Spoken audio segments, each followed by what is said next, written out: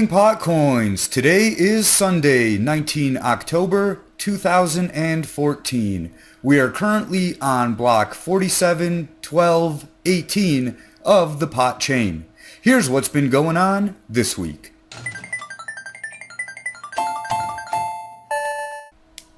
There's been a lot of stuff going on in the world of PotCoin, some of it good and some of it not so good. Pot protectors posted a few concerns on Reddit this week. To see the full post and reply, there's a link in the description below. I very strongly recommend reading the whole thing. Here are a few of the points that were brought up. What's going on with the ATMs and dispensaries? I've been wondering this myself too, since there's been no mention in months. Nick responded with, "In order to remain compliant with US laws regarding money transfer, we must either license the company with FinCEN at a federal level and pay millions in bonds, or simply not sell directly as the company behind the coin." The use of cryptocurrencies for the purchase of products containing THC remains a sensitive subject. However, we have plans to release a merchant application that will ensure strict compliance with all laws regarding the sale of marijuana both recreationally and for medical use, to ease the concerns of dispensary owners. So that sucks. I didn't even know the ATMs were gone. I had seen them at River Rock 5 months ago and just assumed that they were still there. But the big part was about the legal compliance app. PotCoin took on a huge challenge when they decided to be legal. As a cryptocurrency, it can do whatever it wants. And what it wants to do is follow the laws. The biggest challenge is to understand the laws. They have to be written in a way that the average person can't understand, because if everyone understood the laws, no one would need a lawyer. If PotCoin can overcome the nightmare challenge of bookkeeping, accounting, reporting, auditing, and complying with the law, then it would be easier than cash for dispensaries. And even without any of that, it's still easier to accept than credit cards. I don't agree with any laws concerning cannabis, but unfortunately things are the way they are. And while I like to imagine a free world without rulers, I don't expect to see it within my lifetime. Legal compliance might be the killer app that PotCoin needs. Another great question from pot protectors was, what's the strategy moving forward? The response was, firstly, complete long-term financing. Secondly, focus on implementing PotCoin crypto payments throughout the industry on all transaction levels. We will also continue to support charity initiatives and philanthropic efforts, more specifically, the advocacy of medical marijuana and its legality. To me, that sounded like a politician's non-answer. I'm not implying Nick's intent, that's just how it sounded to me, like a bunch of words that don't mean anything. But it does get better. Another question was about the block timing issue. This one has gotten me a few times. The block times are supposed to be 40 seconds, but since the last fork they have averaged over 1 minute, ranging regularly between 30 seconds to 2 minutes, and the extremes are 15 minutes for a block and then 5 or 6 blocks, all found within quick succession. Earlier when I said the current pot chain block number, I was just guessing. It's not Sunday yet. I'm filming this on Saturday, and it's been getting harder each week to predict what block will be found at noon on Sunday.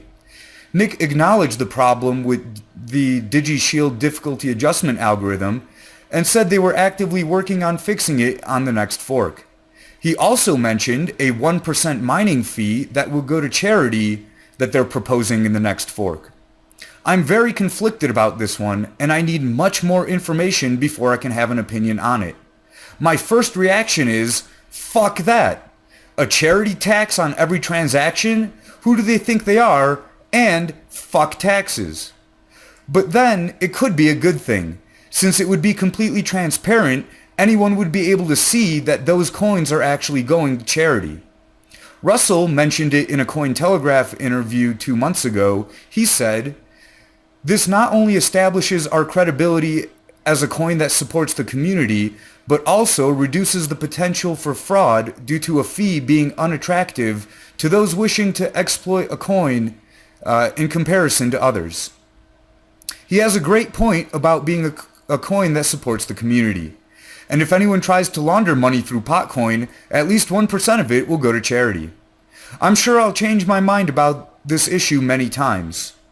There was so much more in the Reddit post. If you care to know about the issues surrounding PotCoin, the good, the bad, the ups, and the downs, be sure to read the whole post. Link is in the description below.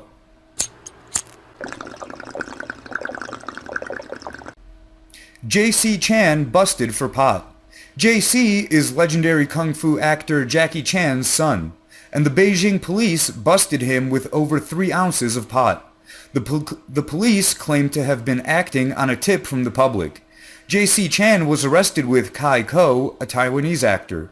Chan is facing 3 years for the charge of accommodating a drug user, which is much worse than Ko, who is only charged with drug consumption.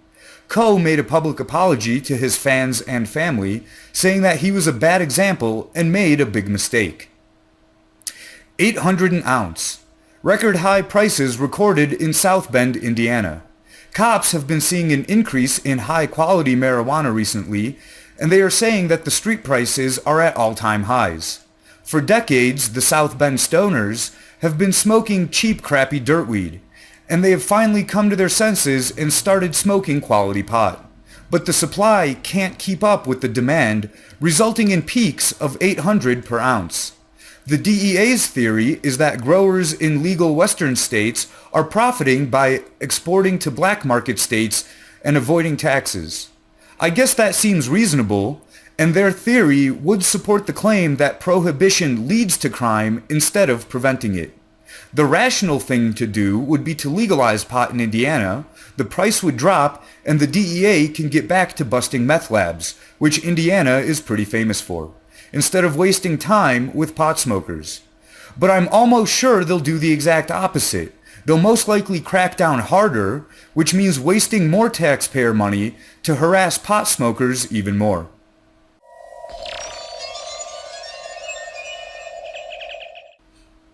BitStamp is closing accounts. On October 16th, BitStamp announced that they will be forfeiting unverified accounts to regulatory authorities within 28 days. BitStamp suggested that at this time, only accounts that have been inactive for more than 1 year will be subject to forfeiture. BitStamp claims the reason for the policy is to abide by anti-money laundering and know your customer rules in the UK. They also claim that only a tiny minority of customers will be affected, and that BitStamp has long had the strictest KYC policies and transaction monitoring of any exchange. Dogecoin Facebook admin is going to prison. Casper, one of the admins for the official Dogecoin Facebook page, announced that he is willingly going to prison for hacking and credit card fraud. He admitted that between 2008 and 2011, he exploited the weakness of credit cards to fuel his gambling addiction. He says that it was stupidity and greed that got him into the situation, and that he is regretful for what he has done. He concluded his post by saying, "Don't be a criminal, make good for the world." I think that you almost have to be a criminal to make good for the world. Almost every hero in history was a criminal by the laws of their times. But I think what Casper meant was, just be a good person and don't screw over anyone.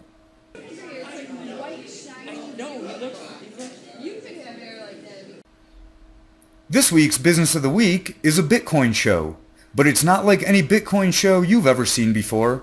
It's called Proof of Strip, and it's on NakedBits.com. The basic premise is a hot anchor gives you Bitcoin news in the nude, and the host is the lovely Bitcoin Belle. There is a free censored version available on Vimeo and YouTube, and the uncensored version is only available through a subscription. Okay, this is great news for Bitcoin, but why is it the business of the week for PotCoins? Because you can get your subscription in PotCoin, along with a bunch of other coins through coin payments. A 3-month subscription is only around 2,500 PotCoins as of yesterday. Enough talking, let me show you a clip. In an epic battle, Bitcoin believers slayed a $9 million bear whale on Monday morning. Whew, that's hot. If none of this makes sense, allow me to explain. someone posted an order to sell 30,000 Bitcoins at $300 each, well below the price level the cryptocurrency had been trading. An order of that size spooked the market, sending prices plummeting to levels not seen since last November. He was eventually defeated with people scooping up cheap coins. Since the incident, Bitcoin has risen about 25% to $375. Called the bear whale to mark his bearishness, with selling well below market value and being a whale to have that many coins to manipulate the market.